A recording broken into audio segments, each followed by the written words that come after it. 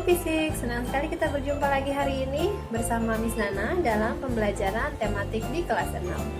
Hari ini kita akan membahas mata pelajaran IPA mengenai cara tumbuhan menyesuaikan diri terhadap lingkungan.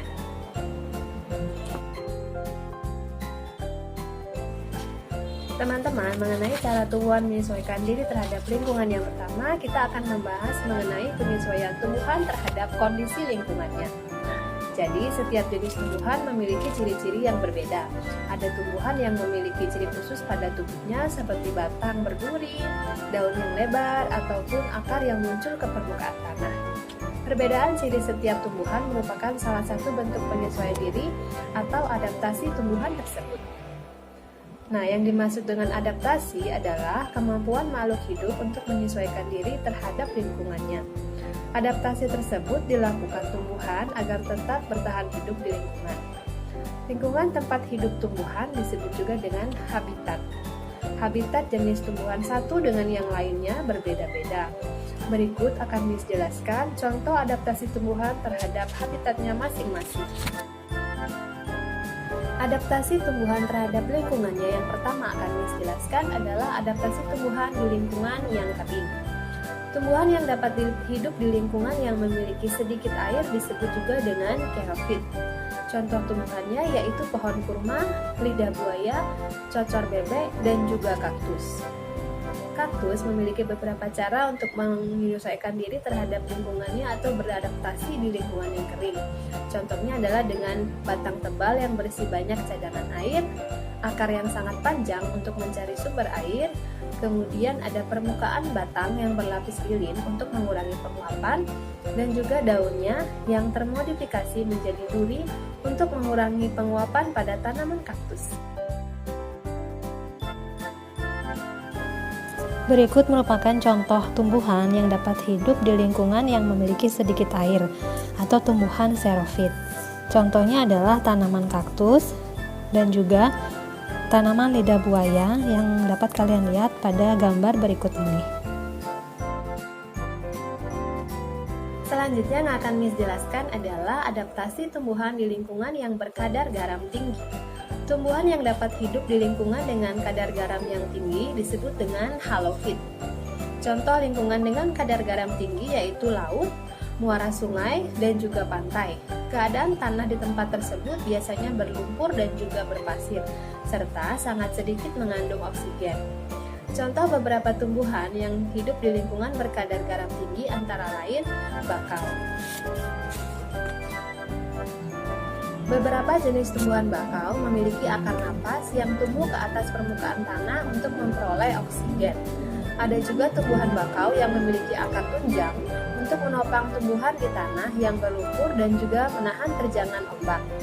Selain itu, daunnya kaku dan tebal dengan permukaan licin yang berfungsi untuk mengurangi penguapan dan juga menyimpan air. Bagian bawah daun bakau memiliki kelenjar untuk mengeluarkan kelebihan garam. Tumbuhan yang dapat hidup di lingkungan dengan kadar garam tinggi disebut juga halofit.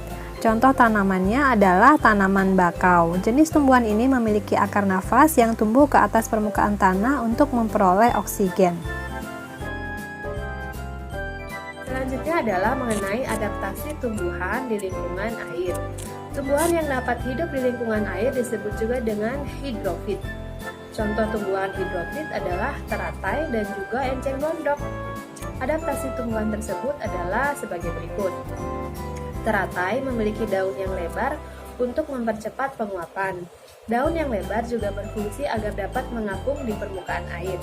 Daunnya berlapis lilin untuk mencegah daun busuk karena selalu terkena air. Dan yang kedua adalah enceng gondok yang memiliki pangkal tangkai daun berongga yang berfungsi untuk membantu mengapung di permukaan air. Akarnya lebat untuk menjaga keseimbangan tumbuhan agar tidak terbalik ketika mengapung di atas air. Berikut merupakan contoh tumbuhan yang dapat hidup di lingkungan air atau disebut hidrofit. Contohnya yang pertama adalah tanaman teratai yang memiliki daun yang lebar untuk mempercepat penguapan. Daun yang lebar ini juga berfungsi agar dapat mengapung di permukaan air. Daunnya berlapis lilin untuk mencegah daun membusuk karena selalu terkena air. Sedangkan contoh yang kedua adalah tanaman enceng gondok yang memiliki pangkal tangkai daun berongga, berfungsi untuk membantu tanaman mengapung di permukaan air. Akar enceng gondok ini sangat lebat untuk menjaga keseimbangan tanaman agar tidak terbalik di permukaan air.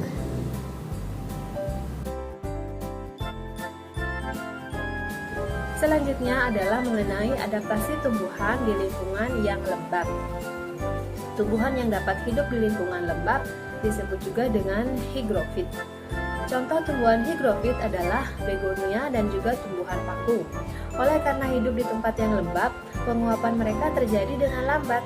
Air dikeluarkan melalui struktur khusus pada daun yang disebut dengan stomata air atau hidatoda.